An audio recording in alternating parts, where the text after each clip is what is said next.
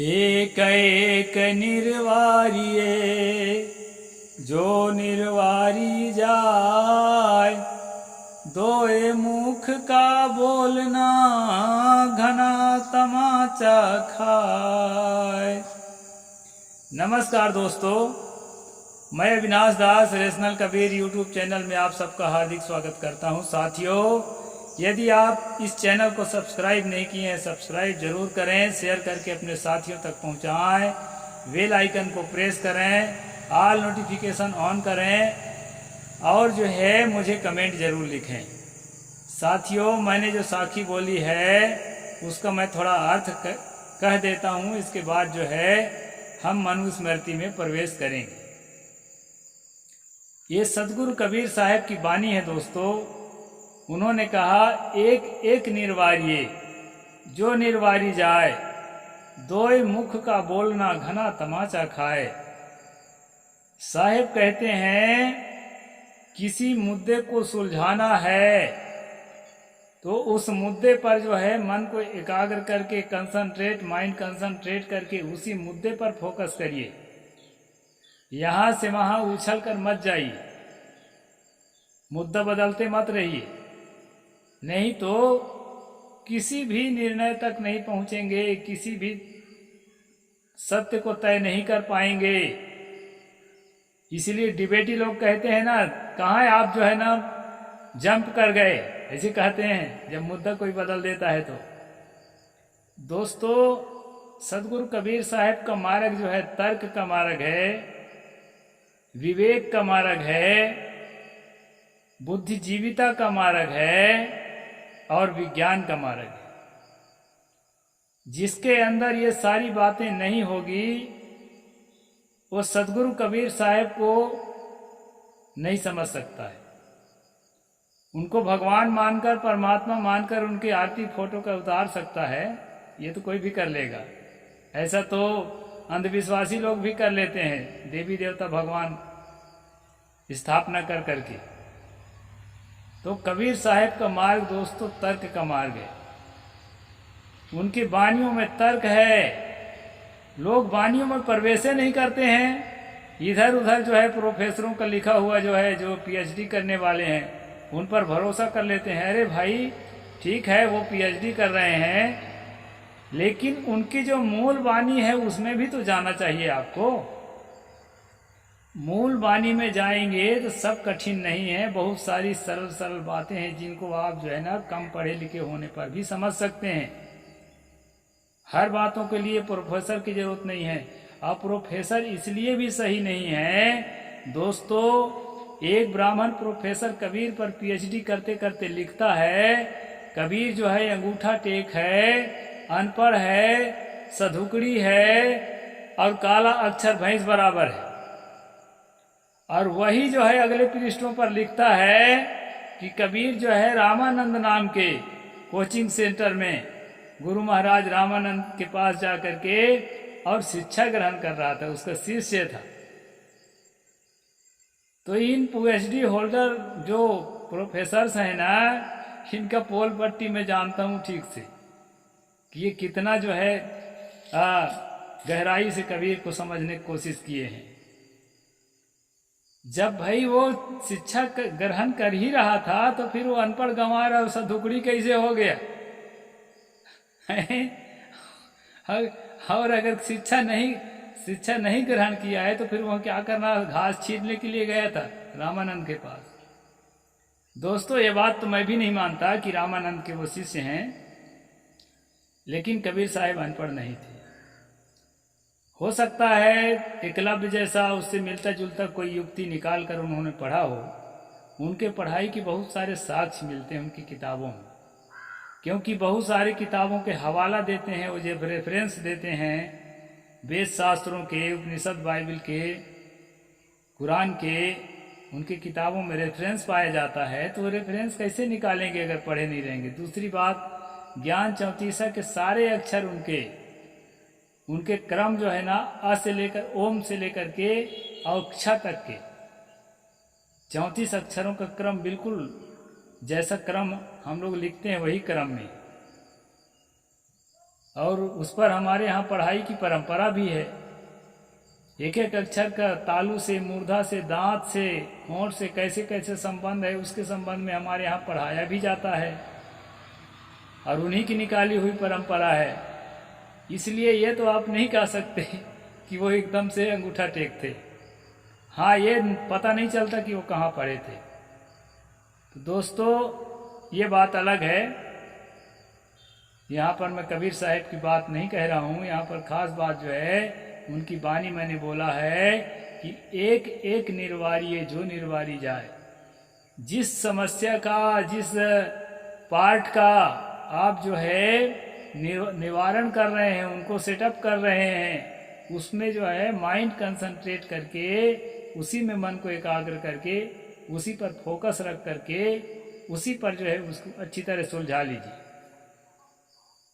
उसको जो है जैसा है वैसा जो है उसके सम्यक, इसको कहते हैं सम्यक ज्ञान, सम्यक समझ, उसको ठीक से जो है आप तय कर लीजिए। इसके बाद फिर जो है अगला मुद्दा चालू करें। और नहीं तो क्या होगा बताऊं? कहते हैं एक एक निर्वारी जो निर्वारी जाए, नहीं तो दो मुख का बोलना घना था तमाचा खाए। अगर दो तरह के निश्चय आपका निकल रहा है और दो तरह की वाणी बोल रहे हैं, तो आप घना तमाचा खाएंगे, अर्थात थप्पड़ खाएंगे। थप्पड़ खाएंगे मतलब धोखा खाएंगे, सफलता नहीं मिलेगी। इसलिए सफलता मिलने के लिए दोस्तों, माइंड को उसी में फोकस दीजिए जिसको आप सुलझा रहे हैं, जब तक वो सुलझ ना जाए। किसी चीज के पारंगत होने के लिए, विशेषज्ञता हासिल करने के लिए आपको उसी में फोकस देना पड़ेगा। हाँ, उसके सहायक जो अन्य बातें हैं उनको लेकर चलना पड़ेगा। तो लेकिन अगला मुद्दा नहीं, जब तक उसके उस छोटे पार्ट को ठीक से समझे नहीं है, तब तक आप आगे जाने का अधिकारी नहीं है। ये कबीर साहब का मार्ग है। और नहीं तो आप जो है ना इधर के रहेंगे, न उधर के, उसको ठीक से समझ पाए ना उसको ठीक से समझ पाए। कई लोग व्यवसायिक क्षेत्र में क्या करते हैं, किसी चीज का व्यापार खोलते हैं।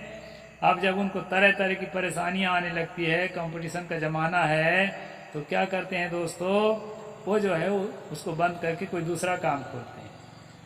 अब उसको खोल के और उतना लंबे समय तक जितना उसको कहना चाहिए कि स्टैंड करने के लिए जितना मेहनत किए हैं, फिर उतने मेहनत और करेंगे। हो सकता है उसमें भी परेशानियां आए, असफलता नजर आए, और आता ही है। तो कब तक ऐसे करते रहेंगे? इसलिए दोस्तों, जिसको पकड़े हैं उसी का जो है मुसीबतें आती है, उसका सोल्यूशन ढूंढे कि अभी हमको क्या करना चाहिए। आपका माइंड काम करेगा, जी जान से उसके पीछे लगिए तो कैसे नहीं करेगा। सबका किया है, आज तक जो भी सफल हुआ है सबका माइंड काम किया है। इस तरह सदगुरु कहते हैं, एक एक निर्वारी जो निर्वारी जाए, दो मुख का बोलना घना तमाचा खाए। तो दोस्तों, इसलिए कबीर साहब के वाणी में एक रूपता है। अपने निश्चय पर अटल रहते हैं, अपने तर्क पर, अपने विज्ञान पर अटल रहते हैं। और नहीं तो जैसे आज मनु को घना तमाचा मिल रहे हैं, कोई उनकी किताब का दहन कर रहा है, कोई उनकी निंदा कर रहा है, ऐसे ही निंदा करने का अवसर सदगुरु कबीर को भी मिला होता अगर इस मंत्र का फॉलो नहीं करते। इसलिए मैं हर एक रेशनल साथियों को कहता हूं कि किसी बात को जब तक ठीक से न समझ जाए तब तक उसका प्रतिपादन न करें, ताकि जो है आपकी समझ, उसके अंग प्रत्यंग की अच्छी समझ होगी तो कोई माई का लाल आपसे डिबेट में जीत के नहीं जाएगा। उसको जो है आप मात दे सकते हैं। इसलिए दोस्तों, कबीर साहब को पढ़ना बहुत जरूरी है, हर रेशनल आदमी को, हर तर्कशील आदमी को। तो यहाँ पर मैं अब मनु की कुछ बातें रखता हूँ दोस्तों। कल हमने समझा था कि वानप्रस्थ आश्रम, जब शरीर के त्वचा में झुर्रियाँ पड़ जाए और जो है ना शरीर निर्बल होने लगे, बाल सफेद होने लगे, बेटा के भी बेटा हो चुका रहे, ऐसी स्थिति में घर छोड़ के जंगल में जाके तप करना चाहिए। ऐसा करके कल जो है हम पढ़े थे दोस्तों। इसके बाद जो है उन्होंने बताया था कि अगला जो है वानप्रस्थ आश्रम के बाद अगला जो है उनका आश्रम है वो संन्यास आश्रम है। तो संन्यास आश्रम के लक्षण है दोस्तों, उसको मैं जो है आगे पढ़ के आपको सुना रहा हूँ। अंधीत्य दुजो वेदानुपाद्य तथा सुतान अनिष्टवा चैव यज्ञश्च मोक्ष भिन्न यजः। ये श्लोक नंबर जो है 37 है, 6वां अध्याय मनुस्मृति।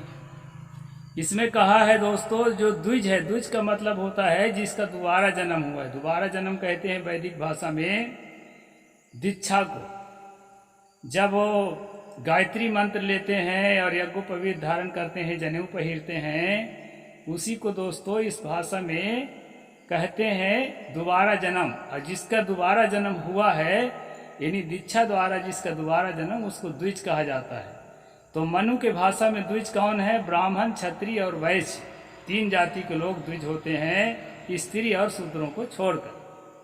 तो यहाँ पर उन्होंने कहा है कि द्विजों को जो है वेदों को न पढ़कर, पुत्रों की उत्पत्ति न करके और यज्ञों का अनुष्ठान न करके, 3 बातें बताए। जो वेद नहीं पढ़ा है और जो है पुत्रों की उत्पत्ति नहीं किया, यानी विवाह करके बच्चा नहीं पैदा किया है, और यज्ञों का अनुष्ठान नहीं किया है, उसको जो है संन्यास लेने का अधिकार नहीं है।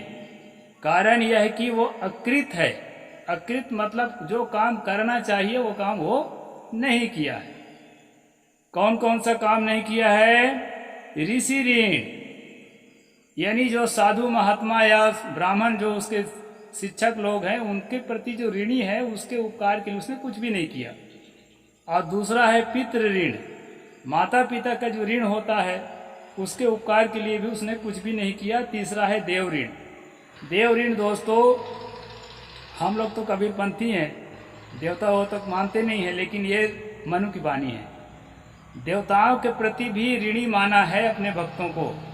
जो पानी बरसाता है, जो ठंडी हवा, गर्मी हवा लाता है, ऐसे जो है देव है आकाश में, ऐसी कल्पना की गई है। तो उनके प्रति भी ऋण है। इन तीनों ऋण से उऋण हुए बिना संन्यास लेने का अधिकार नहीं है। दोस्तों, मैंने शुरू में बोला था एक एक निर्वारी जो निर्वारी जाए। यहाँ पर जो है मनु पकड़ में आ जाते हैं। मैं आपको अब पीछे ले चलता हूँ। इसी किताब में अध्याय 5 का श्लोक नंबर 159, हाँ 159 है, आपको मैं दिखा रहा हूँ। अनेकानि सहस्राणि कुमार ब्रह्मचारिणाम दिवम गतानि विप्र प्राणायाम कृत्वा कुल संतितम। यहाँ पर मनु जी कहते हैं कि हजारों अविवाहित ब्रह्मचारी ब्राह्मण वंश वृद्धि के लिए पुत्र का उत्पादन न करके भी स्वर्गलोक को गए। अब देखो यहाँ पर मनु जी पकड़ जाते हैं। इसी के लिए सदगुरु ने बोला है, 2 मुख का बोलना घना तमाचा खाए। घना तमाचा खाने का काम यहाँ मनु जी कर रहे हैं अपनी किताब में। इस तरह से दोस्तों ये अपनी बात में फंसते चले जाते हैं। मैंने कहा था कि तर्कशील बनो। ये कबीर का मार्ग है। ये किसी राम का, कृष्ण का, दुर्गा का, काली का, किसी काल्पनिक देवी देवता का मार्ग नहीं है दोस्तों। इसमें तर्क चलता है। आप तर्कशील होंगे और विज्ञान प्रेमी होंगे, तभी जो है सत्य तक पहुँचेंगे, नहीं तो सत्य तक कभी भी नहीं पहुँच सकते। तो इस प्रकार यहाँ सन्यास के नियम में बताया है कि बिना विवाह करे, बिना बच्चा पैदा करे, बच्चा जब पिंड दान करेगा तब तो तुम्हारा कल्याण होगा। और यहाँ बता रहा है कि हजारों ब्रह्मचारी जो हैं बिना विवाह करे मर गए, लेकिन उनका कल्याण हो गया। तो इस तरह से मिली हुई बातें आपको मनु के वाणी में, तुलसी दुबे की वाणी में और भी उनके कवियों के वाणी में आपको मिलेगी दोस्तों।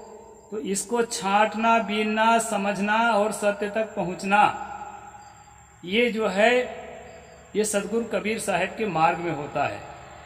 इसलिए मैं कहता हूँ सच्चा कबीर पंथी बने, अंधभक्त ना बने। न कोई देवी काम आएगी, न कोई देवता काम आएगा, न कोई यज्ञ हवन काम आएगा, न कोई ब्राह्मण काम आएगा। काम आएगा आपका विवेक। विवेक को जागृत करें दोस्तों। सदगुरु कबीर साहब की साखी जो मैंने कहा है कि एक एक निर्वारिये, एक मुद्दे को, जिस मुद्दा को आपने शुरू किया है, जब तक ठीक से उसको सुलझा नहीं लेते हैं तब तक आपको जंप करके अगले मुद्दे पर जाने का कोई औचित्य नहीं बनता। अगर ऐसा करते हैं तो जीवन में कभी भी किसी मुद्दे को नहीं सुलझा पाएंगे। जैसे अभी हमें भगत लोग मिलते हैं, खासकर छत्तीसगढ़ में, कहते हैं साहेब हम तो सबको मानते हैं, हम किसी को निरादर नहीं करते। निरादर तो मैं भी नहीं करता भाई, लेकिन सबको नहीं माना जा सकता। यदि कबीर को मानते हैं तो कबीर के मार्ग में ना दाने दाने पर खाने वाले का नाम लिखा है। एक भी खाने पीने की चीज को आग में डालोगे तो महापाप होगा। पक्षियों का हक है, कीड़ों का हक है, पशुओं का हक है, कुत्ते बिल्ली का किसी का भी हक है आपके अन्न में। और अगर आप आर्य समाज को मानते हैं या गायत्री को मानते हैं तो बिना यज्ञ करे आपका धर्म पूरा नहीं होगा, उसमें आग में डालना ही पड़ेगा। इसलिए दोस्तों, ऐसे कहने को कोई भी कह देता है कि हम सबको मानते हैं, सबको नहीं माना जा सकता। बहुत सारी बातें एक दूसरे के अपोजिट हैं, उनको समझना पड़ता है और समझ करके ये भी निर्णय करना पड़ेगा आपको ही कि सच क्या है। सच तक खुद को पहुंचना पड़ेगा और ये विवेक का मार्ग है। मैंने सदगुरु कबीर साहब की साखी आप लोगों के सामने रखा। एक एक निर्वार्य जो निर्वारी जाए, दो मुख का बोलना घना तमाचा खाए। अब यहीं पर अपनी बात को पूरा करता हूँ। पीछे से कुछ संकेत आ रहा है, कुछ इंतजार में है, इसलिए मैं अपनी बात यहाँ पूरा करता हूँ। दोस्तों, साहेब बंदगी जय जोहार।